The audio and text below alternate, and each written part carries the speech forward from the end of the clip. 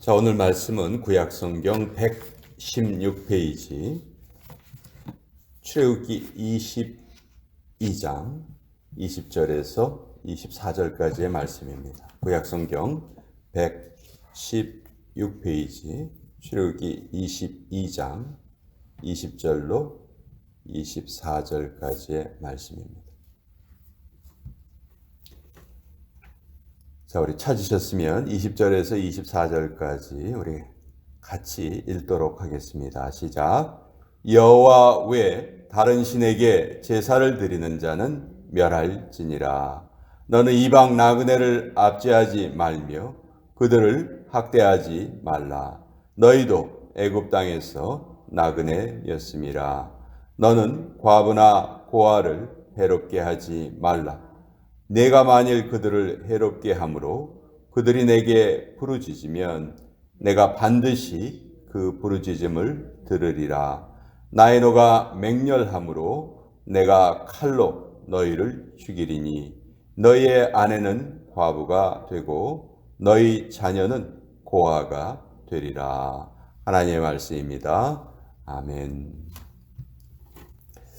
자, 출애굽기는요, 말 그대로 애굽에서 탈출한 그런 내용이죠. 그렇지만 그 애굽에서 탈출한 이후에 그 탈출한 것으로 끝나지 않고 하나님께서 그들을 자기의 백성으로 삼으시고 그들과 언약을 맺으시고 또 그들과 함께 하시겠다는 그 가시적인 증거를 이스라엘 백성들에게 보여주시기 위해서 성막을 짓도록 하십니다.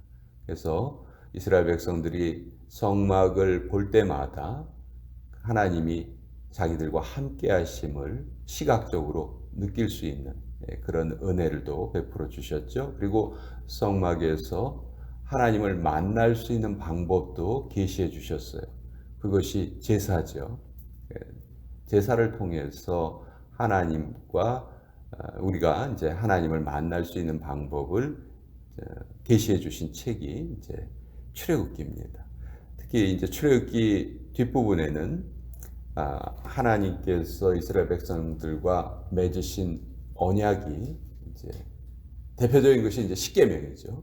그렇지만 그 십계명 외에도 많은 율법들, 613가지의 율법을 주시면서 그것을 잘 지켜서 하나님의 복을 받도록 그렇게 이제 이스라엘 백성들에게 말씀을 주십니다. 율법은 해야 할 것이 있고 하지 말아야 할 것이 있습니다. 해야 할 것을 반드시 지키고 또 하지 말아야 될 것은 안 하고 그래야 이제 우리가 하나님께 복을 받을 수 있죠. 근데 많은 사람들이 반대의 모습으로 살아가죠. 하지 말아야 될 것을 하고 또 해야 할 것은 하지 않는 그런 어리석음에 빠져 있는데 오늘 말씀도 하나님께서 무엇을 중요하게 생각하시고 또 무엇을 우리에게 지키라고 명하시는지 그것을 우리 같이 한번 살펴보겠습니다. 하나님께서는 행복을, 우리가 추구하는 행복을 연약한 사람들 속에 숨겨두셨다. 그런 말이 있습니다. 약한 자들을 도울 때, 약한 자들을 돕기 위해서 우리 몸을 굽힐 때 우리 인생의 허리가 펴지고 참 기쁨을 맛본다. 그런 말이 있죠. 자, 오늘 우리가 읽은 부분에 보면 이스라엘 백성들의 그 정체성이 나와 있습니다. 21절 너는 이방 나그네를 압제하지 말며 그들을 학대하지 말라. 너희도 애굽 땅에서 나그네였습니다. 이스라엘 백성들의 정체성이 나그네라는 거예요. 나그네. 여기에 나그네는 단순히 길을 가다가 잠시 머물러 쉬는 그런 여행객의 의미가 아니죠. 가족과 민족을 떠나서 그 이스라엘 공동체 안에 함께 살고 있는 사람들입니다. 이스라엘 백성들이 애굽에서 나올 때 수다한 잡족이 함께 나왔다. 그렇게 성경은 기록하고 있습니다. 그러니까 이스라엘 족속들만이 아니고 하나님을 믿으려 하는 이방 민족들도 같이 나온 거예요. 근데 이제 그들이 유대인이 아니라는 이유로 차별 대우를 받는다든지 그래서는 결코 안 된다는 것이죠. 물론 그들 중에서 벌을 받아야 될 사람들도 있습니다. 20절에 보면 여호와 외에 다른 신에게 제사를 드리는 자는 멸할지니라. 너희와 함께 지금 애굽에서 같이 나온 자들 중에서 혹시 하나님 믿는 것을 거부하는 자들이 있으면 그런 자들은 이 구절에서 말하는 나그네에 해당되는 것이 아닙니다. 그런 사람들을 먼저 하나님께 이제 인도하라는 것이죠. 그렇지만 그렇게 하나님을 전심으로 섬기기로 한 그 이방 나그네가 너희 중에 있다면 반드시 그들을 학대하지 말고 압제하지 말고 그들을 도와야 한다. 이렇게 하나님께서 말씀하고 계시고요. 너희도 역시 애굽 땅에 있을 때 이스라엘 백성들이 430년 동안이나 애굽 땅에 살면서 결국은 그 땅에서 노예 역할을 했었죠. 그들의 부르짖음이 너무 컸기 때문에 하나님께서 이제 모세를 그들에게 보내시고 그들을 구해 주신 거잖아요.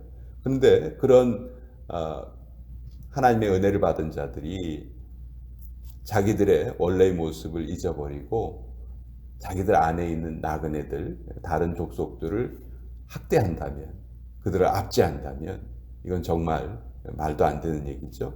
우리말 속담에 개구리가 올챙이적 생각 못한다 그런 말이 있는데 우리 인간의 연약한 부분이 또 이 부분인 것 같아요.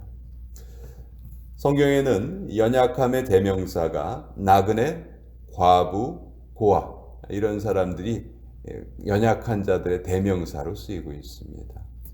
22절 너는 과부나 고아를 해롭게 하지 말라. 내가 만일 그들을 해롭게 함으로 그들이 내게 부르짖으면 내가 반드시 그 부르짖음을 들으리라. 하나님께서 반드시 잘못을 심판하시겠다 말씀하시죠. 우리의 모든 행위는 다 하나님의 눈에 감찰이 되고 하나님은 그 행위대로 반드시 그 행위를 갚아주십니다. 어떻게 갚아주시느냐? 24절 나의 노가 맹렬함으로 내가 칼로 너희를 죽이리니 너희의 아내는 과부가 되고 너희의 자녀는 고아가 되리라. 정말 너무 무서운 말씀이죠. 너희가 행한 대로 그대로 내가 갚으리라 말씀하고 계십니다. 여러분, 우리에게도 이 말씀은 참 많은 것을 생각하게 해줘요. 우리도 미국 땅에서 살고 있지만 사실 어떤 면에서 보면 나그네입니다. 그렇죠? 우리도 압제와 학대를 경험했을지 몰라요. 또 우리가 느끼지 못한다 할지라도 또 지금도 그렇게 당하고 살아가고 있는지도 모르겠어요. 이 땅에 살아가는 그 주류 민족이 아니기 때문에. 그래도 우리는 이 땅에서 지금 살아가고 있는데 과연 우리가 우리 주변에 있는 나그네를 얼마나 돌아볼 수 있을까? 물론 우리 주변에 있는 사람들을 다 돌본다는 거 현실적으로 불가능한 일입니다. 그렇게 살 수 없습니다. 우리도 우리 나름대로의 우리의 삶을 살아야 되기 때문에 우리 주변에 있는 모든 약자들을 다 돌볼 수는 없겠죠. 그렇지만 적어도 한두 사람은 얼마든지 챙길 수 있다. 그것은 마음의 문제지 우리의 능력의 문제는 아닌 것 같아요. 그래서 그런 마음이 있는가 없는가 그것이 우리에게는 정말 중요한 질문이고 또 우리가 그것을 좀 깊이 좀 생각을 해봤으면 좋겠습니다. 우리 인생에는 중요한 일이 있고 급한 일이 있습니다. 이 두 가지를 잘 구별만 해도 우리의 인생은 정말 성숙해지고 깊어집니다. 우린 다 급한 일에 매몰되어서 살아가기 쉽습니다. 근데 급한 일은 해도 끝이 없어요. 한번 급한 일을 처리했다 해서 그 다음에 또 급한 일이 찾아오지 않는 것이 아닙니다. 근데 급한 일만 처리하다 보면 정작 중요한 일을 처리하지 못하게 되죠. 그래서 중요한 일부터 우린 처리하는 그 영적인 습관이 들어야 합니다. 그러면 그 급한 일 그 시간 놓치면 안 되는데요. 근데요, 급한 일도 지나고 보면요. 뭐 사실 그렇게 급한 일이 아니었네라는 그런 일들 우리가 정말 많이 발견하게 되고 깨닫게 됩니다. 하나님과 교제를 나누는 일, 하나님 앞에 시간을 따로 내어서 기도하는 일, 하나님께 예배 드리는 일, 사실 이런 일들은 그거 안 해도 살아가는데 아무 지장이 없어 보입니다. 반면에 급한 일은 그거 안 하면 큰일 날 것처럼 보여요. 그렇지만 실제로 우리의 인생을 풍성하게 하는 것은 중요한 일들입니다. 하나님과의 관계를 강하게 하고 바로 하고 그것을 정결하게 하는데 우리가 드리는 시간, 사실 이 시간이 가장 중요한 시간이고 이 시간이 어떻게 보면 우리 인생 전체를 이끌고 가는 시간이거든요. 하나님께서 보시기에 오늘도 온 땅을 두루 감찰하실 텐데 전심으로 하나님을 찾는 자를 하나님께서 찾고 계신다고 했거든요. 그만큼 하나님과의 관계를 바로 하기 위해서 애쓰는 사람들을 하나님께서 기뻐하시고 또 그들의 인생을 하나님께서 바른 방향으로 계속 이끌고 가신다는 것이죠.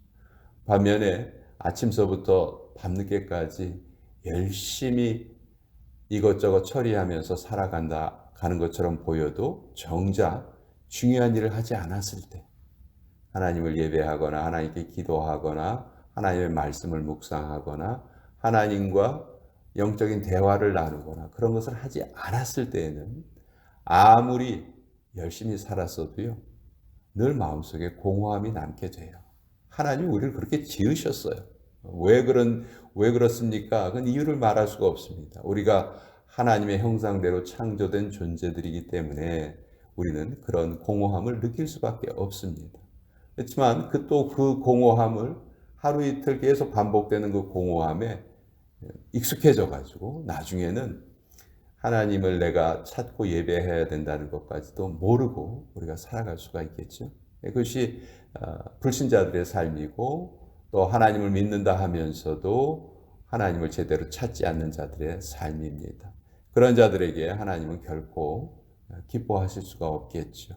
반면에 늘 하나님의 말씀을 가까이 하고 묵상하고 오늘도 주신 말씀을 통해서 내 주변에 있는 고아는 누구고 내 주변에 있는 과부는 누구일까? 내 주변에 있는 나그네는 누구일까? 내가 그들을 위해서 가장 작은 것을 무엇을 할 수 있을까?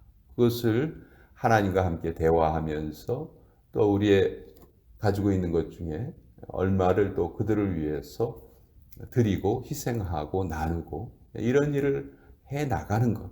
이것이 진정한 저는 신앙생활이라고 생각을 합니다. 우리 신앙생활이 이런 행동이 뒤따르지 않기 때문에 공허해지고 신앙생활을 오래 했다 해도 열매가 없는 것이겠죠.